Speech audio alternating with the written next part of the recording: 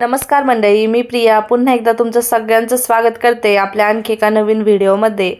तर आजचा व्हिडिओ हा खूपच उपयुक्त आहे, कारण आज आपण बघणार आहोत अशा पद्धतीने एकदम खराब चिकट झालेलं बेसिन कसं स्वच्छ करायचं। ते अगदीच घट्ट डाग आहेत जे की साध्या घासल्याने निघणार नाही। त्यासाठी आपण एकदम सोपं असं सोल्युशन बनवणार आहोत की तुमचं काम अगदीच चुटकीसरशी 5 मिनिटातच होईल। त्याच्यासाठी एक वाटीभर मी या ठिकाणी नॉर्मल पाणी घेतलेलं आहे। पाणी थंड गरम कुठलंही चालेल, वाटीभर आपल्याला पाणी घ्यायचं आहे। त्याच्यातच आपल्याला टाकायचा आहे 1 चमचा बेकिंग सोडा, म्हणजे जो काही आपण खाता सोडा किंवा खाण्याचा सोडा म्हणतो तो आपल्याला 1 चमचा घालायचा आहे।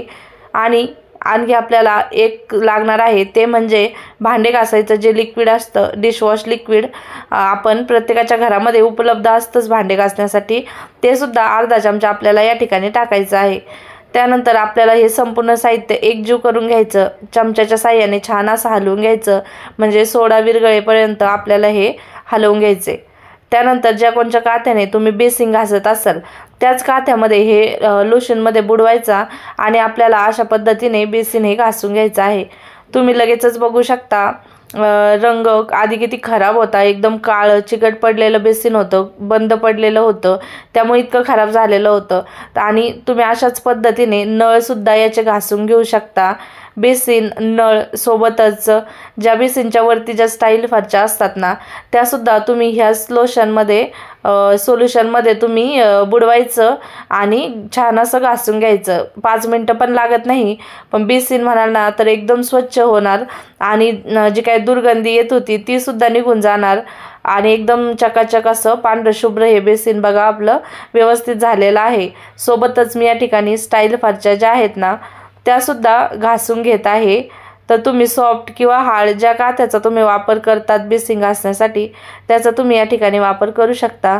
आणि इथं बघू शकता फरशी मी जी स्टाईल फरची आहे ना ती सुद्धा किती क्लीन निघालेली आहे, एकदम अगदी चमकत आहे। आणि बेसिन न सगळं घासून घेतल्याच्या नंतर आता आपण त्याला नॉर्मल पाण्याने एकदा धुवून घेणार आहोत।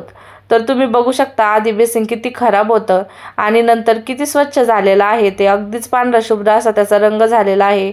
आणि नळ सुद्धा तेवढा स्वच्छ आणि स्टाईल फरच्या सुद्धा तेवढ्या स्वच्छ झालेल्या आहेत। त्यामुळे आता तुम्हाला स्टाईल फरशी नळ किंवा बेसिनसाठी वेगवेगळ्या महागाच्या वस्तू वापरायची गरज नाही। हे सोल्युशन तुम्ही एकदा बनवा आणि त्यानंतर बेसिन असं स्वच्छ करत राहा, अगदी स्वच्छ होईल। तर तुम्हाला आजचा माझा व्हिडिओ कसा वाटलेला आहे मला कमेंट करून नक्कीच कळवा। आणि तुम्ही कुठल्या गावातून किंवा शहरातून हा व्हिडिओ बघताय तेही मला कळवा। संपूर्ण बेसिन घासल्याच्या नंतर आता त्याच्यामध्ये एक मग आपल्याला गरम पाणी घालायचं आहे, जेणेकरून नळ आतून सुद्धा ते घाण स्वच्छ होईल आणि दुर्गंधी येणार नाही। चला तर मग इथंच एंड करते, भेटूया पुढच्या एका नवीन व्हिडिओ।